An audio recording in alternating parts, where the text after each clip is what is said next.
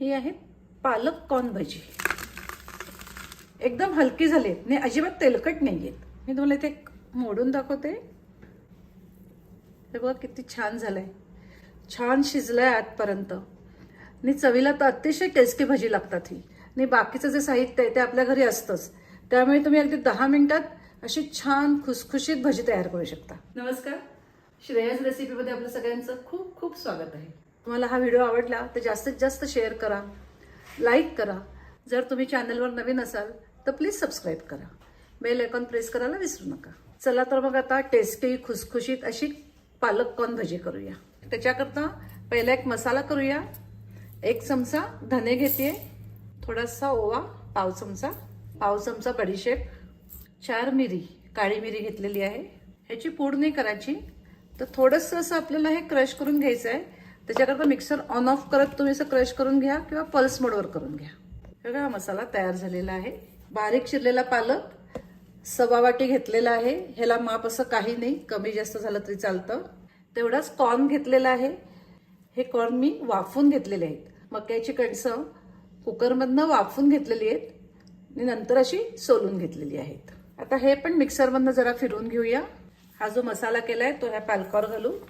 हा सुद्धा कॉर्न आपल्याला मिक्सर ऑन ऑफ करत बारीक करून घ्यायचा आहे, पेस्ट नाही करायची, रफली बारीक करून घ्यायचा आहे। अक्षरशः 2दाच मी मिक्सर ऑन ऑफ करत हा फिरवून घेतलेला आहे। तो शिजलेला असल्यामुळे लगेच झालेला आहे। हे सगळं ह्याच्यात घालूया। एक मीडियम साईज कांदा बारीक चिरून घेतलेला आहे, तो घालते ह्याच्यात। थोडी कोथिंबीर, आलं किसून घेतलेलं आहे 1/2 चमचा आणि थोडंसं ओलं खोबरं घालते। हे ऑप्शनल आहे, असेल तर घाला, पण घातलं तर छान लागतात ही भजी खोबऱ्यामुळे। अख्खं जिरं थोडंसं पाव चमचा, जिऱ्याची पावडर थोडीशी, थोडासा हिंग, 1 चमचा लाल तिखट। तुम्हाला अजून तिखट हवं असेल तर तुम्ही हिरव्या मिरच्या बारीक चिरून ह्याच्यात घातल्या तरी चालतील। इथे मी लसूण घालत नाहीये, तुम्हाला लसूण हवा असेल तर आलं लसूण वाटून घातलं तरी चालेल, पण लसूण न घालता सुद्धा ही भजी खूप सुंदर लागतात। आमचूर पावडर घालतेय 2 लहान चमचे किंवा 1 टीस्पून आमचूर पावडर घालायची। आमचूर पावडर नसेल तर तुम्ही चाट मसाला घातलात तरी चालेल। थोडंसं काळं मीठ, अगदी थोडीशी हळद, साधं मीठ चवीनुसार, 1/2 चमचा साखर। साखर का घालायची? आमचूर पावडर घातलेली आहे त्याच्याकरता थोडीशी साखर घालायची।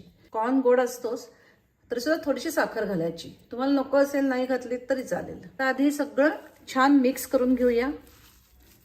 आता ह्याच्यामध्ये आपल्याला थोडं बेसन आणि थोडं तांदूळाचं पीठ मिक्स करायचं आहे। 3 मोठे चमचे भरून बेसन घातलेलं आहे ह्याच्यात आणि 2 मोठे चमचे तांदूळाचं पीठ मिक्स करते। इथे 2 चमचे मी गरम तेल घालते। भजी तळाला मी तेल गरम केलेलं आहे, त्यातलं 2 चमचे तेल घालते। इथे सोडा वगैरे काही घालत नाही, त्यामुळे गरम तेल घालायचं, त्यामुळे भजी छान खुसखुशीत होतात।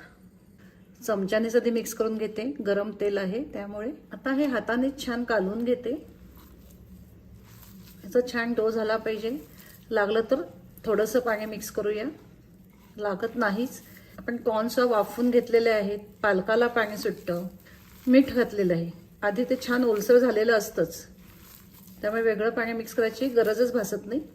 इथे मी बेसन वापरलंय, त्याच्याऐवजी तुम्ही मुगाच्या डाळीचं पीठ वापरलं तरी चालेल, त्यांनी पण भजी छान होतात। ज्यांना बेसन चालत नाही त्यांनी ते वापरा। हा बघा छान डो तयार झालेला आहे। तरी मी ह्याच्यात 1/2 चमचा बेसन मिक्स करते, 1/2 ते 1 चमचा मिक्स केलाय। आता पुन्हा एकदा छान मिक्स करून घेते। आता ह्याची भजी करूया। आधीच लहान लहान असे गोळे करून घ्यायचे, म्हणजे मग एकदम आपल्याला तेलात सोडायला बरं पडतं। तरी आपल्या इथे कॉर्न शिजलेला आहे।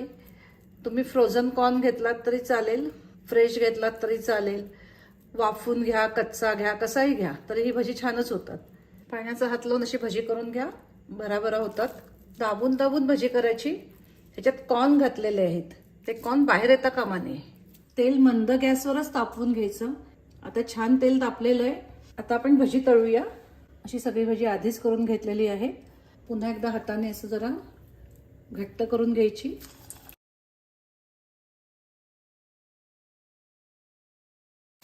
असं थोडं तेल हलवायचं।